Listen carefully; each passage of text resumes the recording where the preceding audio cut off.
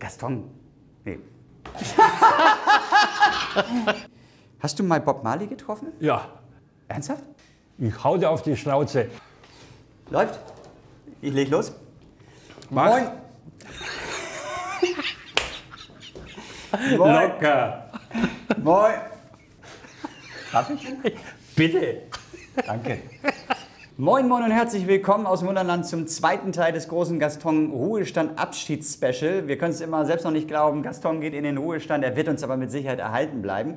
Aber der erste Teil lief gigantisch. Ich glaube, über 250.000 Zuschauer von euch haben das geschaut. Wir haben viele, viele Fragen bekommen. Jetzt geht es zum zweiten Teil und am Ende des zweiten Teils die große Aktion, nämlich sein großer, toller Werkzeugkoffer mit ganz, ganz vielen verrückten Sachen drin, wird für Wünsch dir was bei eBay verlost. Also, das wird ein spannender zweiter Teil. Wir haben wieder viel zu erzählen. Wir arbeiten ganz viele Fragen ab und Gaston führt euch ein bisschen durch den zweiten Teil des Wunderlandes.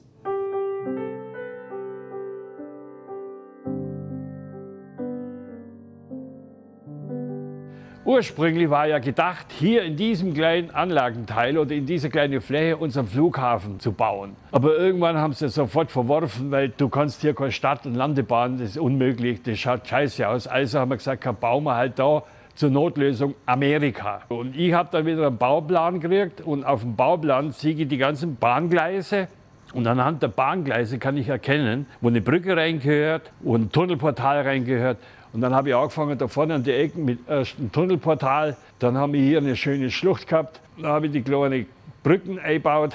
Mein Nachbar drüber, der hat einen frischen Parkett gelegt, hat noch ein paar Kassetten übrig gehabt. Das hat er mir dann vor die Tür gelegt. Und aus dem Parkettboden, aus dem Restmüll, habe ich die schöne kleine Brücke gebaut. Mittag hat es ja auch nicht gegeben bei uns hier, also sind wir Hafen City. Und da hat es die Hafen City ja noch nicht gegeben. Da war aber so ein Hafenbecken, da standen so hoch Binsen. Und da haben wir da gehabt, ach Gott, Naturmaterial, ich liebe mein Holz.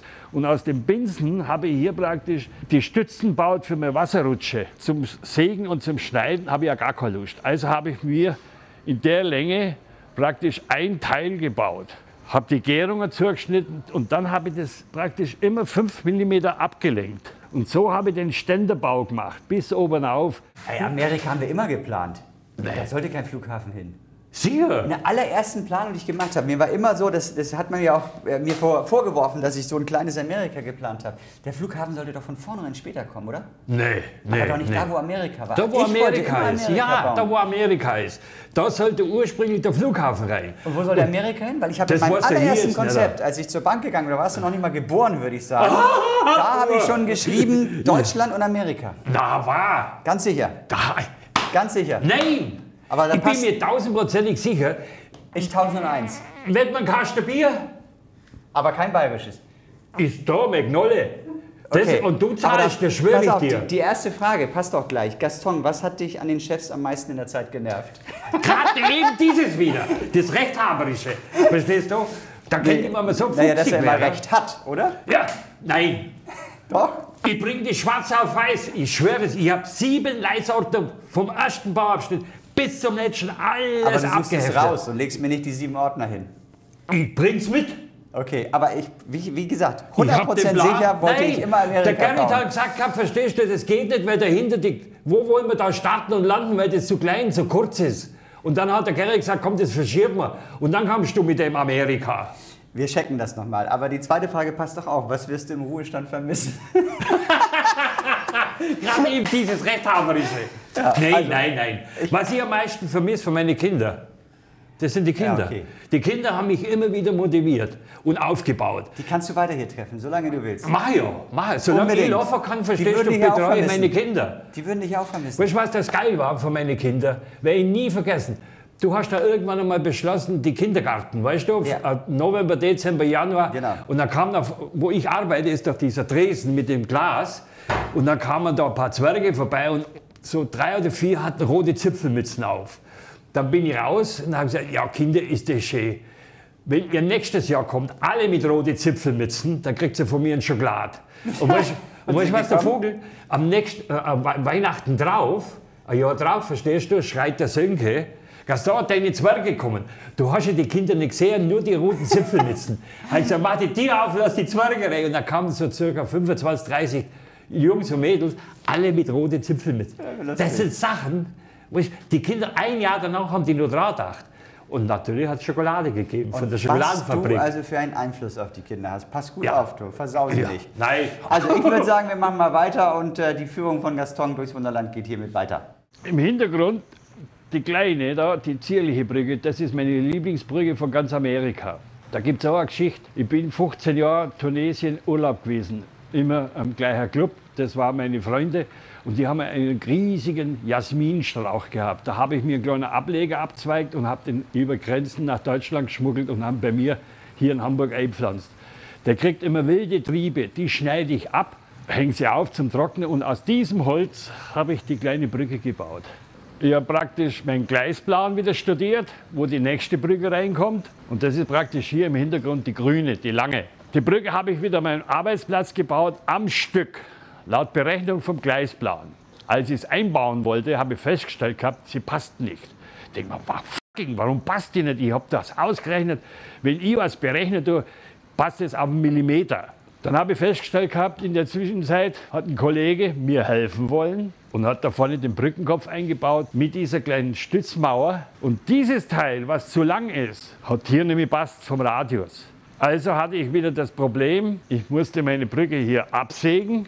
Und das letzte Teil, dass ich das da bringe, der war ja ein Radius, mir blieb nichts anderes übrig, wieder auf meines so geliebtes Plastikscheiße zurückzugreifen. Und da habe ich dann praktisch aus dem Bausatz diese kleine Bogenbrücke da eingebaut und dann hat es wieder passt, die Brücken. Und dann kannst du gleich die Kiste da auf den Tisch stellen. Wir laufen, ne? Hau rein. Also, ne? Nur das mit dem Elefantenhaut, das hast du mit dem Flughafen nicht drauf, ne? Du kommst da gegen Mine da, Bur. Wir diskutieren hier immer noch, während die im Hintergrund gerade Amerika gezeigt haben, wir diskutieren hier immer noch, ob der Flughafen oder Amerika zuerst geplant war. Das müssen wir also irgendwann noch mal auflösen. Also, aber zu dem Thema gerade, was ihr gesehen habt, passt doch sehr, sehr gut eine Frage, die auch von euch kam. Wie viele Plastikbrücken hast du eigentlich gebaut und woher kommt der Hass auf dein Plastik? Eine Plastikbrücke habe ich gebaut. Die musste ich bauen und das war in Amerika. Und warum ich Plastik hasse? Guckt doch mal unsere Landschaft an. Guckt doch unsere Weltmeere an. Hä? Alles Plastik, Plastik, Plastik. Und vor allem, wo ich hier angefangen habe zum Bauen, diese Plastikbausätze, weißt, kannst du dich erinnern? Ja. Sobald ein bisschen, wir haben ja Temperaturschwankungen. Irgendwann verflüchtigt sich dieser Weichmacher. Die länglichen Gebäude, die zirkt alle so auseinander, die haben alle einen Bauch. Oder die zirkt eine Innere. Und da habe ich dann der Sabine damals und der Anja immer aus Buchenholz 5 mm auf 5 mm Leisten geschnitten und haben innen drin einen Rahmen reingeklebt. Dann war das wieder stabil. Verstehst du? Ja, aber vor 20 Jahren hast du schon so ein Bewusstsein gehabt, weil ich weiß, dein Hass, der kam schon vor 20 Jahren auf Plastik. Schon immer. Schon da immer mag ich kein allen Plastik. anderen dabei ganz schön voraus, du. Ich kann mir weiter nicht vorstellen, dass es nur diese eine Plastikbrücke war. Aber ich weiß noch, die Brücke hat dich frustriert hier, oder? Das ist eine kleine Brücke in Amerika. Ich zeige euch die mal. Die wolltest du eigentlich bauen und ich eigentlich auch. Was war da gescheitert? Weil die haben wir ja nicht aus Holz gebaut, oder du? Nee, ich wollte die bauen und du hast gesagt, Pause, verstehst du? Und hinter meinem Rücken hat der Gerhard diese Brücke so aus Plastik. Sau! diese Plastikbrücke von der Anja bauen Wahrscheinlich, lassen. weil er wollte, dass du die andere Brücke im Holzfällerdorf richtig schön baust, ne? Was? Holzfällerdorf? Ja, ich nenne das immer das Weihnachtsdorf, Holzfällerdorf da oben, wo die Holz. Die habe ich doch schon längst gehabt. Aber die hast du auch ziemlich lange gebraucht. Für was? Die du gerade gezeigt hast. Für die Brücke, die so schön endet. Die da beim Weihnachtsdorf. Mit der Holzrutsche in einem drum und dran. Die habe ich doch in 3 Tagen gehabt. Ach, was? Du Schnacker! Jetzt haben wir wieder das Schnacker. Wenn ich gewusst hätte, dass du mich so einen Scheißdreck fragst, hätte ich mein Buch mitgebracht. Mein Tagesbuch. Da schreibe ich meine Stunden rein, wie lange und wo und was ich brauche. Ich habe meine ganzen Brücken, was ich gebaut habe, verstehst du, habe ich alle Stunden. Diese große Brücke hin, diese Holzbrücke, die da auf den Stelzen steht, wo die Holzbrücke, hast du in 3 Tagen gebaut. Ja, das ist doch kein Problem. Das ist halt Holz und Lehm und Farbe. Okay. Ja, wenn du das sagst. Die ist sogar ein Original auch da drinnen. Der Bezirk sägt, zusammengeklebt, angemalt, nein und fertig. Ich muss mal die Überwachungskameras von damals raussuchen. Wir haben ja alles aufgezeichnet. Tu es raus, da kannst du gucken. Ja, aber egal, auf jeden Fall, ich hätte sie gerne in Holz gesehen, muss ich auch sagen. Also, aber das erinnert mich weiter an Amerika, da war mal ein böser Fehler, glaube ich, von dir, der hat, glaube ich, Gerrit stinksauer gemacht. Das erzählt euch Gaston aber am besten selbst. Hier habe ich mein erstes Scheißbad auf Deutsch gesagt. Der Gerrit hat seine Straßen eingebaut, die Jungs haben dann die Fahrbahnmarkierung gemacht und dann habe ich gesagt, Mensch Gerrit, ich muss ja hier Absturzsicherungen bauen. Wenn deine Autos runterfliegen, dann sind sie kaputt, also müssen wir da eine Schutzvorrichtung bauen. Wo darf ich meine Löcher bohren? Und dann hat er gesagt, da ist eine weiße Linie und von der weißen Linie hier zum Felsen her 5 mm. Also ich habe dahinter angefangen, habe alles durchgebohrt, habe meine kleinen Nägel reingehauen, habe den Draht gespannt und irgendwann kam er ganz aufgeregt. Gaston, die Stoppstelle funktioniert nicht mehr. Ich sage, wo ist da eine Stoppstelle?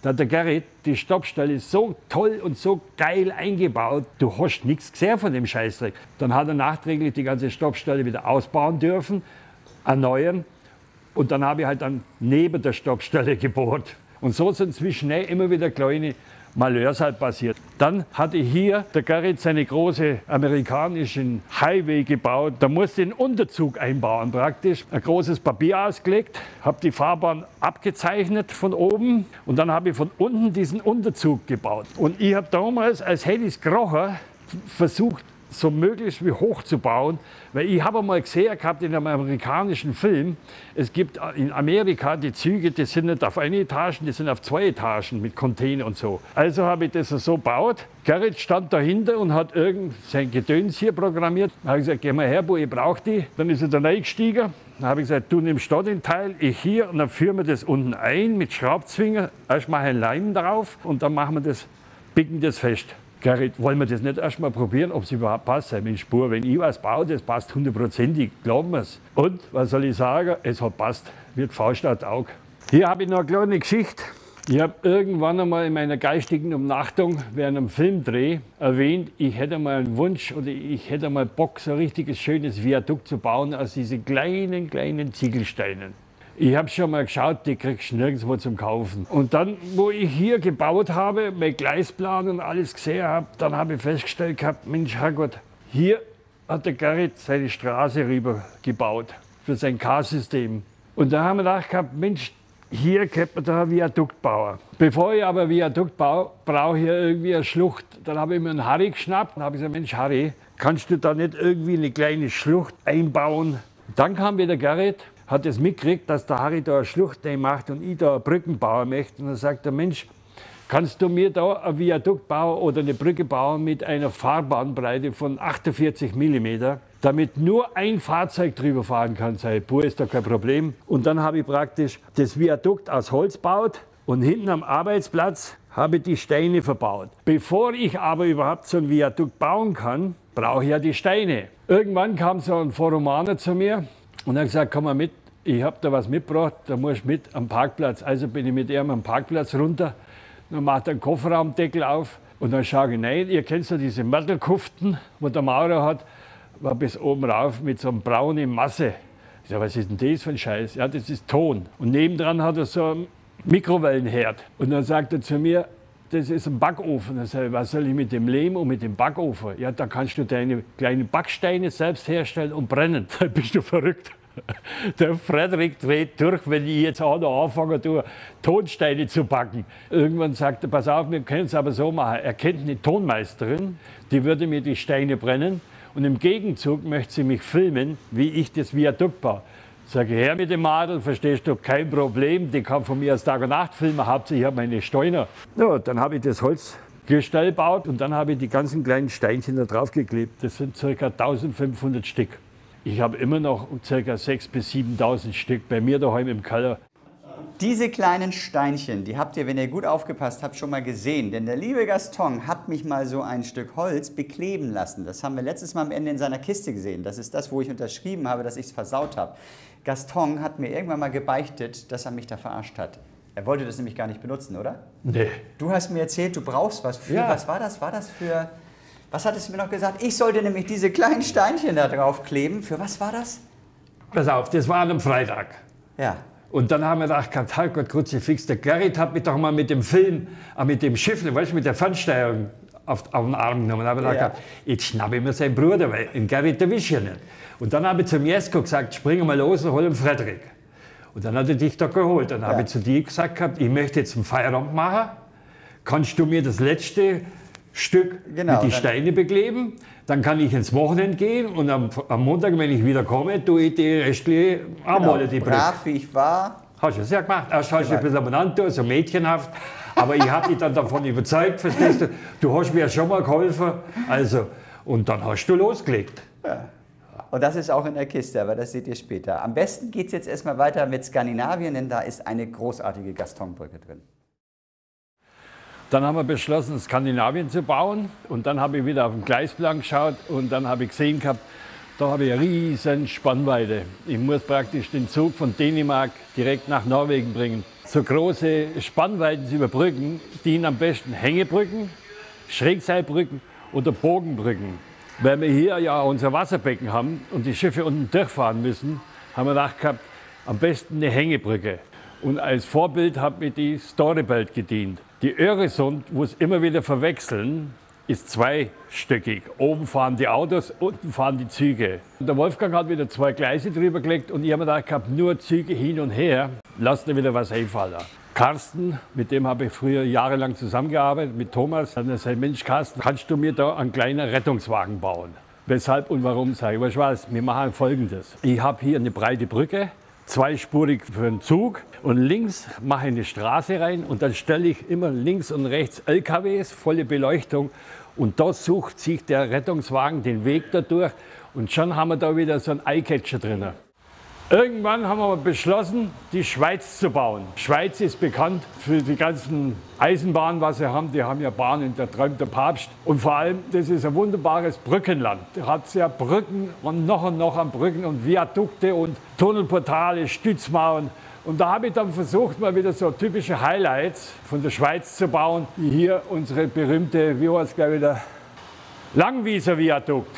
Wollte ja ursprünglich original bauen. Und die Originale ist einspurig. Aber weißt du, wie das ist? Ich habe sie zweispurig bauen müssen. Und was war das Ende vom Lied? Ich hatte die ersten ganz massive Kritik aus der Schweiz. Gaston, du bist bekannt als Brückenbauer. Bis aufs letzte Nagel baust du ja noch und dann baust du so einen Scheiß. Mann, oh Mann, denke ich mir, das Scheiße, wie kommst du jetzt aus dieser Bretouille raus? Habe ich geschrieben, meine liebe Schweizer, wir sorgen hier für mehr Verkehr. Deshalb haben wir die zweispurig gemacht. Wir wollen Verkehr. Ich bin auch nicht nur Brückenbauer, ich baue auch die dritte ein in den ganzen Anlagen, dass meine Mitarbeiter, auch meine Kollegen genau wissen, wozu zu laufen können, um die Anlage zu pflegen, zu warten, Reparaturarbeiten. Wenn der Zug entgleist, man muss ja schnell hinkommen. Damals lief der Heschi vorbei, das war einer von den Elektronikern. Also Heschi, geh mal her da, Bub. Eine Frage, wäre das möglich, wenn wir es praktisch, siehst du, wo ich die dritte einbaue, vorne am Ende vom Fuß 2 rote LED, hinten 2 rote LED und das ganze Gedöns mit dem Computer verbinden und dann irgendwo auf der Tastatur drückst, dann leuchten die Lampen auf und wir sehen, wo wir laufen können. Geht das? Logisch geht das. Okay, wunderbar. Und so ist die Idee entstanden, in der Zukunft wird die ganze Anlage so ausgestaltet. Seht ihr das Rohr da? Das ist die Rohrbachbrücke. Die habe ich hier auf der Hamburger Messe gebaut. Wir waren 4 Jahre auf der Modellbaumesse in Hamburg und da habe ich praktisch die Brücken gebaut. Und wir haben auch immer so kleine Unterhaltungsspiele gemacht mit Kindern. Dann kam so ein kleiner Steppke, St. Pauli-Fan, so wie ich, hervorragend. Gegen den musste ich spielen. Und zwar ein Gleisringaufbau, ein Zug drauf und der war als erstes der Zug fährt, der hat gewonnen. Der Bub hat haushoch gegen mich gewonnen. Der hat genau gewusst, ich hasse Plastik. Und der Schweinebacker ist dann am Stand gegangen, hat sich eine Plastikbrücke ausgesucht, so eine Stahlgitterbrücke und hat die mir gebracht. Und als Gegenzug, weil ich ja verloren hatte, musste ich ihm die Brücke bauen. Und der hat mir auch nebenbei geholfen, diese Brücke zu verleimen, anzumalen. Und so habe ich wieder mit so einem kleinen Zwerg, der macht jetzt eine Ausbildung hier bei der Hamburger Stadtbahn und wie sagt man, Hafenbahn als Lokführer. Und wir haben heute noch einen Kontakt. Und das ist das Geile. Von kleiner Bub zum erwachsenen Jugendlichen und jetzt in der vollen Berufsausbildung. Angereizt durch die Modelleisenbahn. Was Schöneres gibt es doch nicht, oder? Das zieht sich wie so ein roter Faden durchs Wunderland. Die kleinen Kinder, die dich lange begleiten, die irgendwann wiederkommen, das Gefühl haben, weil du sie irgendwie so berührt hast oder es dich berührt hat, dass sie dir irgendwann erzählen, was aus ihnen geworden ist. Der ist jetzt in der Hafenbahn tatsächlich Lokführer? Ja. Das ist der Hammer. Ja. Stell dir mal vor, der wird irgendwann in ganz Deutschland oder vielleicht Europa Lokführer und fährt über seine Brücke, die er sich von dir damals gewünscht hat. Ist doch geil. Ich finde das absolut toll und Ja. ich würde mir wahnsinnig wünschen, wenn das so bleibt. Ich habe hier dazu eine Frage, die passt so ein bisschen Schweiz, ja fast. Hast du französische Wurzeln, fragt jemand wegen deines Namens. Ja. Hast du die? Ich bin in Frankreich geboren, aufgewachsen bis zum 6. Lebensjahr in Frankreich. Wusste ich nicht mehr. Siehst du? Du weißt ja Gibt's ja vieles gar nicht. nicht. Und hast du eigentlich noch andere Hobbys als Modellbau? Meine Elefanten, Tiere, Natur. Deine Elefanten sammeln? Ich habe ungefähr an die 500 Elefanten zu Hause. Ich darf Wahnsinn. schon gar keinen mehr heimbringen. Einige hatte ich ja gesehen, als ich damals im Keller bei dir auch war. Aber es ist ja tatsächlich so, dass. Ist das ein Hobby, die zu sammeln? Viel Zeit? Ja, zu sammeln halt und vor allem wichtig ist für mich aus Holz. Ja. Und ich habe ungefähr an die 15 Stück, wo ich selber geschnitzt habe. Na gut, das macht Arbeit. Ich meine, also würde mich nämlich auch interessieren, so ein richtiges Hobby, was viel Zeit braucht, was ich noch gar nicht wusste, was unsere Gäste noch nicht wussten, irgendwas, was überraschend ist, was Du du musst dir Zeit lassen. außer unter der Brücke liegen, was wir gelernt haben, ne? Unter welcher Brücke eigentlich? Hast du die gebaut? Ja, sicher 4 Stück, die Landungsbrücken. Liegt jeweils ein Gaston unter? Nein, nein. Ich selbst habe mich nicht verwirklicht. Meine Kollegen haben das gemacht. Und die Foromaner. Weißt du, die Foromaner haben in Skandinavien das kleine Dorf bauen dürfen. Da ja ja, da bist du drin? Da hocke ich drinnen. Ist ja Auf so einer witzig. Treppe hocke ich da mit meinem Reggae-T-Shirt. Apropos Reggae, hier ist auch eine Frage. Wo war die? Hast du mal Bob Marley getroffen? Ja. Ernsthaft? Ja, ich habe ihn besucht in Oberbayern praktisch. Der war da in der Nähe von Chiemsee. Aber doch nicht persönlich. Persönlich? So echt live 1:1? Ja. Mit ihm gesprochen? Ja, logisch. Nee. Und eine Tüte geraucht. Eine Tüte mit Bob Marley? Ja, sicher. Der hat da schwer krebskrank war der. Der ist Sagst bei du uns mich in jetzt mal Bayern wieder? an Krebs. Das ist das große Problem. Krebs? An Krebs ist Achso, der ich gestorben. dachte gerade, weil bei Gaston weiß man ganz oft nicht, ob er einen flachst oder nicht. Nee. Das heißt, als er in den letzten Zügen war seines Ja, Lebens. ja. Und Wie kam da, es dazu? Krebs hat er gehabt. Ja, aber dass du ihn treffen konntest. Ja, ich habe ihn besucht. Ich habe das Einfach erfahren. hingelaufen. Ja, ich habe das erfahren, dass er da Hey Bob, hier bin ich bin der in der Gaston Klinik und liegt, lass mal einen verstehst Joint du? rauchen, oder Da, wie? ich habe ja in Bayern schon immer gewohnt, verstehst du? Und der Chiemsee ist ja gleich vor der Haustür. Also bin ich in den Chiemsee gefahren und habe die Klinik gesucht und dann war ich bei ihm dran und habe ihn besucht. Der hat Und zwar das zwei, war so der einzige Mensch, der ihn besuchen wollte, weil da war niemand da. Der hat zwei Leibwächter gehabt oder Bodyguards, wie man das sagt. Halt 2 Typen waren dabei, die haben aufgepasst. Und dann habe ich halt erst einmal vorgesprochen und dann der Arzt hat mir das erlaubt und dann haben sie ihn gefragt und dann war ich bei ihm unfassbar. drinnen. Dann sind wir raus auf Terrasse, große, riesige Terrasse, verstehst du? Und was tut sein Kollege, hat gleich eine Rolle gebaut für uns und dann haben wir uns unterhalten. Und es ist ja, weißt du, ich spreche zwar Englisch, aber nicht so original Englisch. Ich war bei den Ami und die Amerikaner haben ein ganz anderes, verstehst du? Es gibt so verschiedene Dialekte und Slang, aber du kannst dich mit Händen und Füßen unterhalten. Ich unterhalte mich mit allen Menschen international. Wenn man die Menschen will und mag, dann kommt man zurecht mit der ja, Sprache. das ist Wahnsinn. Oder ihr hättet zusammen singen können. Aber ja, wie komme ich denn jetzt aus der Nummer wieder raus zurück zum Wunderland? Es ist auf jeden Fall so, dass du mal eine Brücke ins Wunderland gebaut hast, mein Lieber, die ich angeblich nicht haben wollte. Und dann Ja. hast du es, glaube ich, hintenrum versucht. Ne? Aber das erzählt euch Gaston am besten wieder selbst. Da haben wir das Matterhorn gebaut, da wieder am Berg. Und irgendwann habe ich einen Gleisplan wieder gekriegt. Anhand des Gleisplanes habe ich gesehen, da muss eine Brücke rein. Was baust du jetzt da für eine Brücke rein? Es muss stabil sein, standhaft. Mein Teamleiter hatte ja vor, da Utopiebrücke zu bauen, mit Pfeilen nach unten, mit Gras und Wurzeln und so, mit in der Luft, weißt du. Und irgendwann hatten wir mal eine Feier, ich weiß zwar nicht mehr, was wir da gefeiert haben, wir haben ja so oft gefeiert. So zwischendurch hat der Freddy sein Spleen und da habe ich mir zuvor aus dem Internet von der Sunibergbrücke Bilder rauskopiert. Ich habe ihm während der Feier die Bilder gezeigt, Gaston, die ist doch hässlich, die gefällt mir nicht. Nee. Und dann haben wir gedacht, Grütze, fix, wie will ich es den haben, da ich überzeugen? Ich habe einen sehr großen Fankreis unter die Brückenbauer. Ich habe einen guten, der hockt in München, in Bayern, das ist mein Spätzl, den habe ich kontaktiert. Und dann habe ich gesagt, pass auf, eine kleine Bitte. Ich muss den Frederik davon überzeugen, dass ich die Sunibergbrücke bauen kann. Tu mal bei uns auf der Seite ein paar Bilder reinstellen und baust das ein bisschen auf, verstehst du? Ich will jetzt den Freddy austricksen. Hat er Fotos reingestellt und hat dann die Frau Romane gefragt, das wäre doch eine Brücke für den Gaston, komplett aus Holz. Und so hat er das aufgebaut. Irgendwann kommt der Freddy und sagt, Gaston, schau mal, kannst du die Brücke bauen? Das ist ja logisch, baue ich die Brücke. Das war doch die, was ich auch mal vorgeschlagen habe. Wirklich? Sage ich ja. Bau. Und dann habe ich die Sunibergbrücke gebaut. Und vor allem wichtig, meine Brückenpisser, die haben es mir in Amerika immer zwickt. Auf der Kronprinz Frederik auf dem Schiff wieder zwickt. Und seitdem stehen sie hier am Pylon, einsam, auf der Seite ein bisschen, nicht so im Mittelfeld. Und seitdem stehen sie da. Ich hoffe, dass sie weiterhin dort stehen bleiben. Wichtig ist für mich der Hintergrund. Also ich habe versucht, die Pöllatschlucht ein bisschen nachzubilden. Von oben stürzt das Wasser runter, wie im echten Vorbild. Im Hintergrund habe ich die kleine Marienbrücke, original nach Bauplan nachgebaut. Meine erste Messingbrücke. Und dann habe ich hier Schloss Neuschwanstein gebaut. Und dann habe ich versucht, in meinem Allgäu oder in meinem Schloss so zu gestalten, ohne Autos, ohne Schmutz. Also ich habe Radfahrer, Mopedler, Pferdekutschen. Ich will ja eine gute, frische Natur für meine Wunderländer. Irgendwann hat es geheißen, Gaston, du baust das Schloss Neuschwanstein. Das wurde außerhalb auf einem Laser-Cut-Verfahren und der hat mir immer die verschiedenen Bauteile gebracht und ich muss das zusammenbauen. Das war für mich die größte Katastrophe meines Lebens.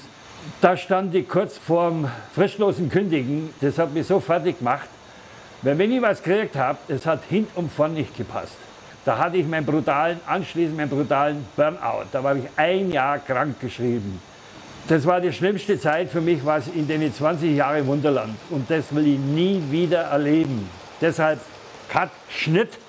Also zwischendurch mal wieder eine kleine Geschichte. Nebenbei, wo ich gebaut habe und gearbeitet habe, hier habe ich auch 6 Jahre Führungen hinter die Kulissen gemacht.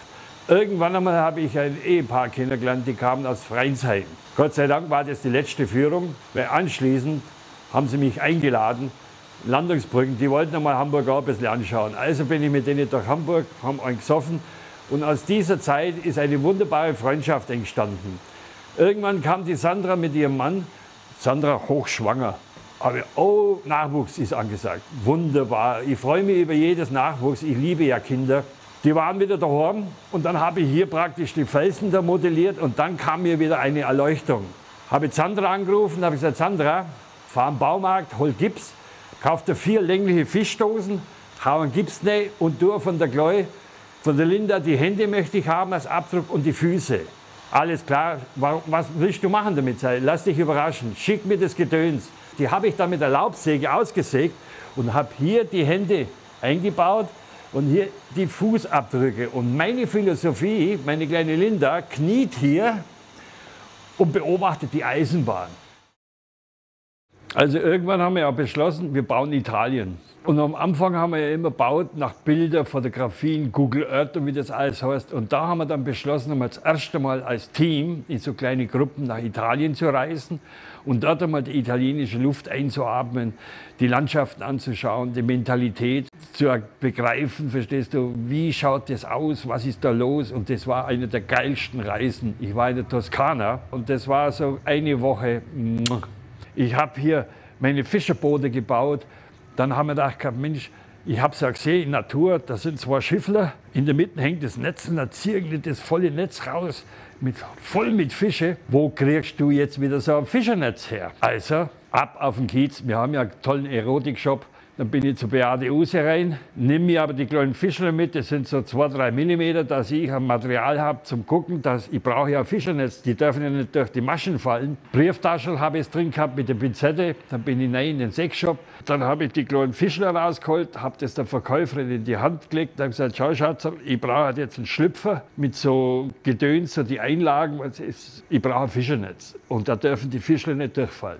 Alles klar. Dann sind wir in so einem Wühltisch, dann hat sie etliche kleine Schlüpferler raus, da schöne Höschen waren dabei. Und da habe ich dann eins gefunden, verstehst du, also wir haben eins gefunden, wo genau passt hat, dass ich aus diesem Höschen, wenn ich Teile rausschneide, ein Fischernetz machen kann. Habe ich sofort gekauft, 15 €. Dann bin ich zur Claudia ins Büro, weil wenn ich was kaufen tue, nehme ich den Kassenbon und gebe das bei der Claudia im Büro ab und dann kriege ich wieder mehr Geld. Dann lege ich ihr praktisch den Kassenbon hin und das Erste, was sie sagt, nee Gaston, ich zahle dir ja keine Erotikwäsche. Sage ich, Claudia, ich brauche die Wäsche nicht, ich brauche diese kleinen filigranen Netze, was da drin eingebaut ist für meine Fischernetze. Und so entstehen aus meinem verrückten Hirn wieder solche Detailarbeiten wie dieses kleine Fischerboot. Links und rechts. Dann ziehen die den Fisch heraus. Und was haben sie mit rausgezogen? Ich muss ja wieder einen Gag einbauen für meine kleinen Zwerge. Da haben sie nichts gefangen. Also ich glaube, ich hätte mich auch schief gelacht, wenn du mit dieser Quittung mit dem Sexshop gekommen wärst. Hammer. Warum hättest du wieder da gelacht? Ja, weiß ich nicht, weil wenn ich da als Claudia stehe und sage, da kommt ein Gaston und sagt, er möchte hier Artikel aus dem Sexshop erstattet bekommen, weil er die in die Modelleisenbahn gepackt hat. Ich weiß von Bobby auch, dass der alle möglichen Scheiß irgendwo kauft, weil er immer eine Vision hat, ja, was da irgendwo reinpasst. Aber ich hätte gelacht. Du musst halt mit dem zurechtkommen, was dir zur Verfügung steht. Und wenn du es nicht hast, dann musst du halt was einfallen. Ja, das macht es ja auch zum Unikat und so besonders. Und das sind ja auch die Geschichten, die das wunderbar was meinst du, wie die Verkäuferin mir blöd angeschaut hat? Wo ich gekommen bin, ich brauche irgendwie was Transparentes. Ja, ich will gar nicht in den Sexshop, ich brauche nur was für meine Modelleisenbahn. Ne? Das hört ihr den ganzen Tag. Da habe ich mein Geldbeutel aufgemacht, habe die kleinen Fischler raus mit der Pinzette, habe gesagt, gib mir die Hand, dann hast du die Hand. Und habe ich gesagt, da siehst du die Fischler. Die kommen in das Netz nicht, die dürfen nicht durchfallen. Also suchen wir da Hosen, einen Schlüpfer oder irgendwas. Und dann haben sie eben mit so einem Schlüpperle und da sind an der Seite so wie ein Fischernetz halt, verstehst du? Und die erzählt die ganze Zeit ihren Freunden, ich hatte mal so einen Typ, der hatte so einen Fetisch mit so kleinen Fischen. Also bevor wir uns hier im Kopf und Kragen reden, machen wir mal weiter. Wir erzählen noch ein bisschen was, oder der Gaston erzählt noch ein bisschen was und dann kommen wir mal endlich zur Versteigerung. Irgendwann habe ich mal so eine Schachtel gefunden mit einem Haufen Vespa-Roller, denke ich mir, typisch italienisch. Ab zu meinen Elektroniker, sage die Vespa, die werden jetzt beleuchtet, Figürle drauf geguckt und die sind der Hintergrund, weil ich will ja nicht alles vorne hinklatschen, die Leute sollen ja mal gucken und sich strecken. Und dahinter habe ich dann die kleinen Piaggios und die habe ich natürlich rot lackiert, dass sie auffallen. Klaus ist ein Kollege von mir, der fährt Rallye mit den kleinen 500er Bambinis, mit den Fiatler. Bin ich zum Klaus und habe gesagt, du, ich brauche von dir mindestens 10 kleine 500er Fiat. Was hast du vor? Ich will der Rallye nachbauen. Und die sind alles original lackiert, so wie der Klaus unterwegs ist mit seinem Team. Ich habe auch die ganzen Wasserläufe hier, die ganzen Wasserfälle gebaut. Ich habe festgestellt gehabt, das Einfachste von Einfachsten ist, das Wasser zu beobachten. Wo läuft es hin? Ich saß in Italien in einer Schlucht und dann habe ich mir die Schlucht so angeschaut. Aha, so läuft es runter. Und das will ich hier nochmal nachbauen. Ich habe den ganzen Felsen nass angespritzt, dass er richtig nass ist. Dann habe ich noch mir Wasser angemischt, so ein bisschen Türkis, habe das oben vorsichtig reingeschüttet und habe das türkise Wasser laufen lassen. Dann siehst du genau den Flusslauf, wo später mal ich mein Wasser integriere. Und das Wasser, das habe ich wieder von dem künstlichen, wie heißt das, Gedöns, noch, aber das schmiere ich nicht einfach auf dem Felsen. Ich bin wieder in die Küche gerannt, zu meinen Mädels in die Küche und die haben diese Frischhaltefolie. Diese Frischhaltefolie habe ich auf den Tisch ausgelegt, ringsherum dieser Crepe und da drauf habe ich das Wasser modelliert. Bevor ich aber das Wasser da drauf schmiere tue, bin ich wieder in den Speicher rauf. Wir haben da riesige Kartons mit diesen Gedöns, wo man in die Filteranlagen einbaut. Die sind so dick. Die habe ich mir zerrupft und habe das mit ins Wasser eingebaut. Weil dann kannst du die Gischt und alles darstellen. Habe das mit der Pinzette, mit dem Pinsel gearbeitet, verstehst du? Und anschließend habe ich es dort reingeklebt in die fertige, vorbereitete grüne Spur. Und da, wo halt praktisch kein Wasser ist, da stürzt das Wasser runter, das ist der Wasserfall. Und irgendwann habe ich mir gedacht, das Wasser muss ja woher kommen. Ganz da oben am Felsen wollte ich ein paar Bäume pflanzen, dann kommt halt das Wasser aus dem Wald raus. Aber die Baumgrenze ist ja unterhalb. Dann lief mir der Henry über den Weg, das ist unser Gas-Wasser-Scheiße-Mechaniker, der wo für die ganze Wasserinstallation zuständig ist. Habe ich gesagt, Henry, ich brauche von dir einen Wasserhahn. Für was brauchst du? Ich brauche einen Wasserhahn. Den habe ich dann da oben an die Wand geschraubt und befestigt. Und aus dem Wasserhahn habe ich praktisch wieder mein vorbereitetes Wasser integriert. Und so läuft das Wasser aus dem Wasserhahn rund über den Felsen und hier praktisch in unsere Mittelmeerküste. Oder wie sagt man da, Adria oder was da unten ist für Dings, für Gesilze. Hier ist einer meiner Lieblingsorte, weil ich habe hier den Strand mit Sand gemacht, Ich habe das so authentisch gemacht, wie es nur möglich sein kann, weil ich war dort vor Ort. Und was mich halt so fasziniert, es ist nicht so überladen. Ich habe hier ein paar Figuren, da hocken meine Rentner auf der Bank, die haben hier Ruder, da sind ein paar Fischerboote, da sind ein paar Häuser drin. Ich will mal mein Auge entspannen, ich will mir auch mal Ruhe hier hocken oder hier stehen und genießen. Und hier kann man das machen, hier kann man richtig genießen und denken, oh Mann, ist das geil, an dem Strand möchte ich liegen, meine Füße ins Wasser hängen lassen. Das ist für mich authentisch. Ich liebe diese Blickwinkel. Das ist so ein Traum, gerade in Italien so gelungen. Und das, ja, es ist irgendwie so Ruhe. Und das könnte ja auch so ein Zeichen für Ruhestand sein. Und das ist eigentlich so meine letzte Frage, die ich von euch Gästen habe.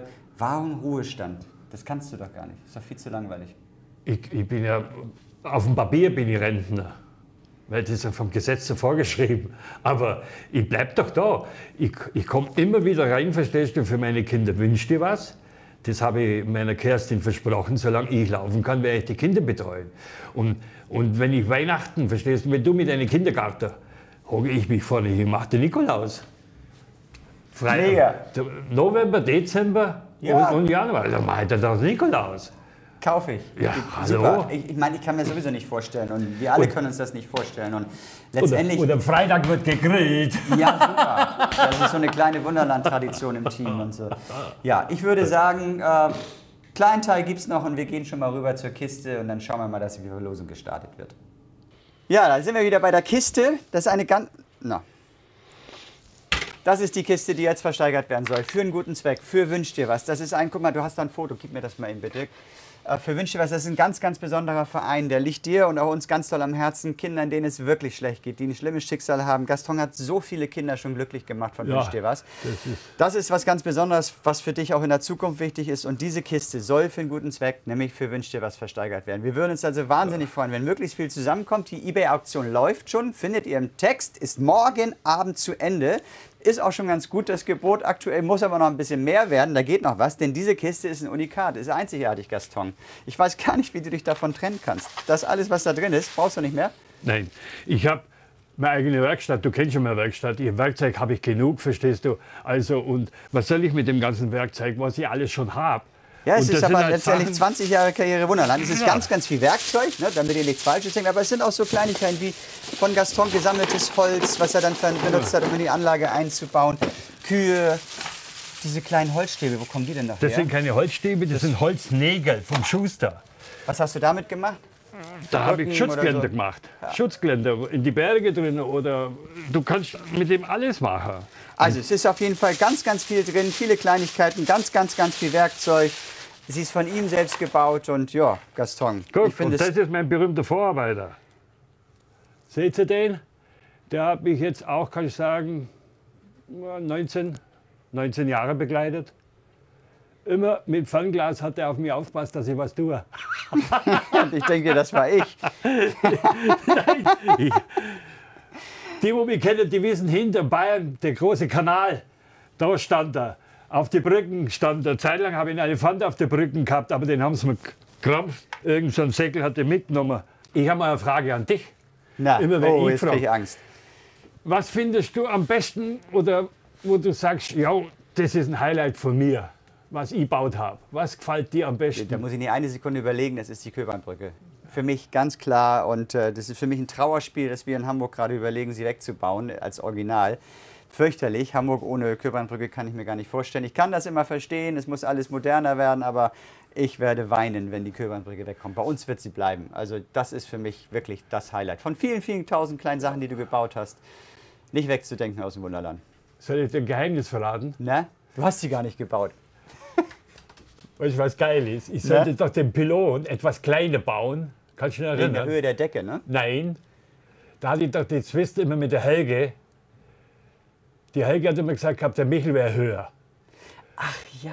Und dann hat doch der Gerhard und der Dirk haben doch meinen Plan auf dem Computer etwas kleiner gezeichnet. Weil in echt der Michel höher sein muss als in die Köbernbrücke, oder was? Nein, die Köbernbrücke ist höher. Die ist höher. Ich erinnere mich an die Diskussion, aber das Ergebnis und das Warum nicht. Pass auf. Und dann habe ich gesagt, okay, dass Ruhe im Team ist, gibt den Plan her, ich baue nach dem Plan.